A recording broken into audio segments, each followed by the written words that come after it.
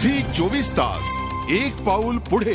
अजित पवारांनी राजीनामा दिल्यानंतर राष्ट्रवादीचे मंत्री, आमदार आणि कार्यकर्त्यांचं त्यांना पाठबळ मिळते, पाठिंबा मिळते याचाच प्रत्यय पुण्यातही आला। राष्ट्रवादीच्या कार्यकर्त्यांनी पुण्यात अजित पवारांना आता थेट मुख्यमंत्रीच बना अशाच होर्डिंग लावले। याबाबतीत आमचे प्रतिनिधी अरुण मेहत्रे यांनी घेतलेला हा आढावा। काही ठिकाणी बंद पाळला जातोय, काही ठिकाणी रास्ता रोको केला जातोय, तर काही ठिकाणी मुख्यमंत्र्यांचे पुतळे देखील जाळले जात आहेत। या क्षणी मात्र पुण्यातलं एक होर्डिंग लक्षवेधी ठरलंय। पुण्यातल्या अलका टॉकीज चौकात लागलेलं हे होर्डिंग आहे। अर्थात त्याच्यावरती अजित पवारांची मोठी छबी आहे, मात्र जो मजकूर लिहिलेला आहे तो अतिशय सूचक आणि थोडा वेगळ्या स्वरूपाचा आहे।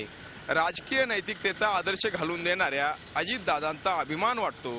दादा आता उपमुख्यमंत्री नकोच, आता मुख्यमंत्री व्हा। पुण्यातल्या अजितदादांच्या कार्यकर्त्यांनी, राष्ट्रवादी काँग्रेसच्या कार्यकर्त्यांनी लावलेलं हे होर्डिंग आहे। अर्थात या निमित्तानं या कार्यकर्त्यांना अजितदादांविषयीची निष्ठा देखील व्यक्त करण्याची एक संधी मिळाली आहे।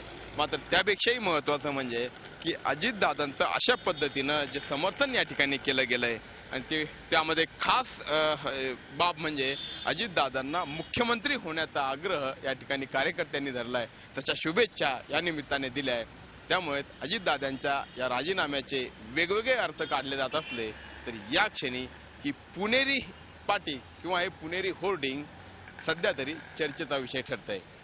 व्हिडिओ जर्नलिस्ट विकी कांबळेसह अरुण मेहत्रे, झी 24 तास पुणे। झी 24 तास एक पाऊल पुढे।